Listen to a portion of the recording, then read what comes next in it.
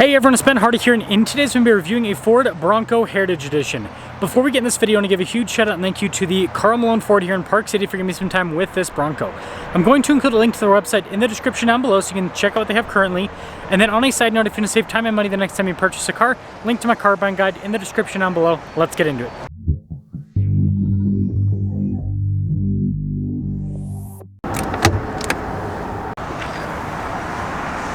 Under the hood, we have a turbocharged 2.7 liter V6 that goes through a 10-speed automatic transmission.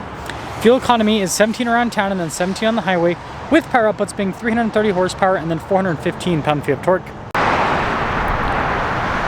Now, before we move forward with this review, I do want to mention if you want to see more videos just like this, then I recommend you subscribe because I post content every single day. So I'm going to focus on the heritage items on this. So this one's finished in Robin's Egg Blue. You can get other colors like a bright yellow is another one that I have seen that they actually have over... you can't see it. It's literally behind that wall. So you can only see the butt. But anyways, they got bright colors on this.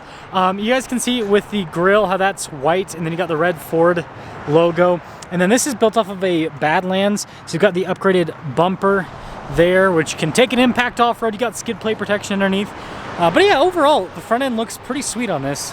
And then around the side here, we've got 35s wrapped around 17-inch wheels in the front and over in the rear. And you can see the retro styling with the wheels. I think that looks great. And then being a Badlands Sasquatch, basically you got Bilstein shocks, and then you can see the Heritage Bronco logo. And then look at this with the white pinstripe that goes across. And then look at the top is painted white. So when you take a few steps back, also there's a little side step, funny enough. It's got a cool contrast with the blue and the white. I think that looks pretty dang sharp. Then you got the Bronco horse there in the back, and you can see the spare 35 here with the wheel. And there's a little Sasquatch sticker there. I didn't notice that. That's cool. So yeah, let me know what you guys think about the looks of this Heritage on the outside. And then popping inside, you can see we've got this really cool brown trim, and then look at the blue that they put inside. And then that brown continues onto the seats here, and with the back seats as well, for those of you that are wondering how pretty those are. But yeah, the stitching is kind of interesting, the different colors and the perforations. And these seats, by the way, are probably the most comfortable seats you can get in the Bronco. Yeah, and they look and they feel the nicest, like just really premium trim.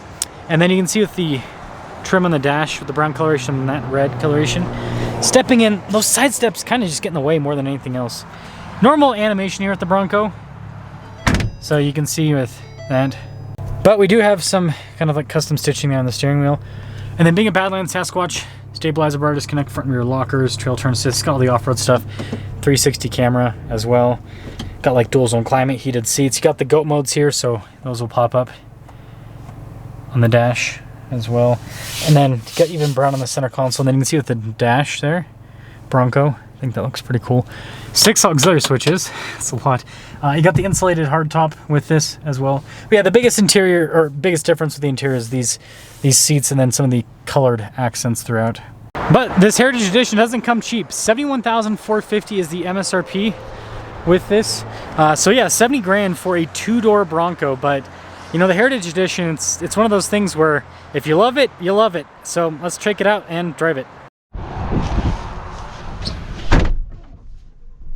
Well, let's talk about visibility here in the Bronco Heritage before we're set up. Here's visibility on the hood, both the mirrors, dual blind spotting. For the rest of the rear, I really do like these seats. But anyways, let us stuff. I don't know why I went into reverse. I think I thought I maybe had to back up a little bit. Oh, also, we got to show the off-road capability of the Bronco by doing what every Bronco owner is going to do, and that is climb over curbs. So as you can see,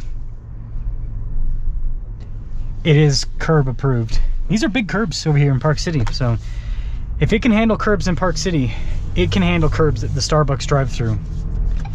But let's actually set off. See how this 2.7 turbo performs at higher elevation? There's a yellow one, by the way. It's a 4-door. I picked the 2-door because I figured this is kind of more retro, being 2-door versus, you know, full-size 4-door. So I just drove a Bronco Sport before this, and funny enough, the Bronco Sport's actually a much more luxurious vehicle, believe it or not, because you can't take half the vehicle apart, and so you don't get nearly as much noise from the wind and everything. This is quite a bit noisier. It's not bad though. It's not bad.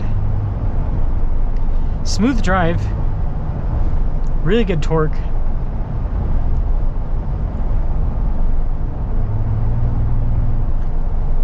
These Bilsteins do well. I do like the Fox shocks. Obviously, I own a Bronco Raptor. That's like the most comfortable Bronco. But yeah, smooth drive. Speaking of Bronco Raptor, I'm gonna say some stuff that at the end of this that I don't know. Maybe you guys will agree with me. Maybe you won't. I guess the other thing to consider is this is a 2-door. If it was a 4-door, it'd be a little bit more. It wouldn't be any quieter, but it might be a little bit more comfortable over the bumps because of the longer wheelbase. But still, it drives well. I mean, when you compare this to a Wrangler, it's a lot more luxurious. Turn-in and all of that is a lot better as well compared to the Wrangler. I'm just gonna wait for this person to pass before we flip around. But yeah, I mean, look at this interior. I feel like this is what the Bronco should have been from the start. It's crazy that this has to be like a special package to get this. Maybe not necessarily. I don't know if I care for the dashboard. I just like the seats.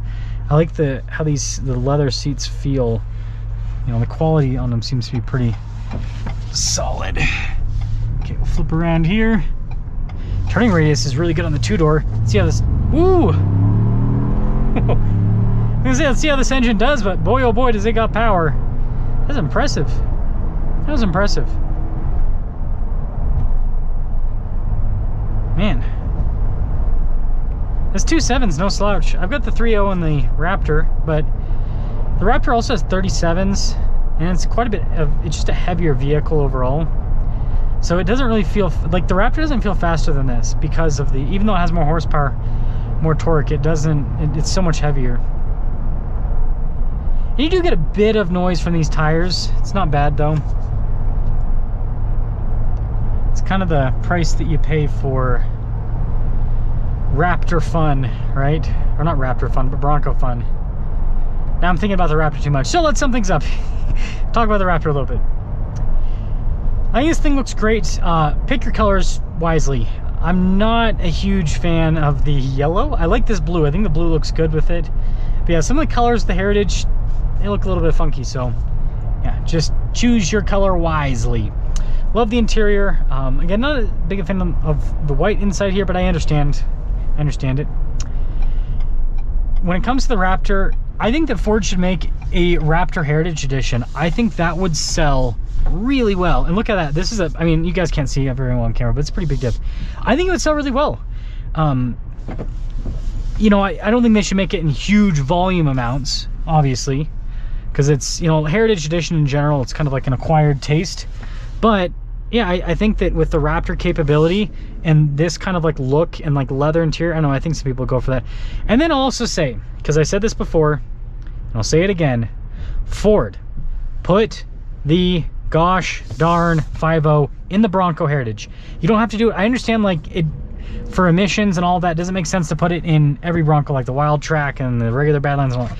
But this is, again, not a high volume car, the Heritage Edition.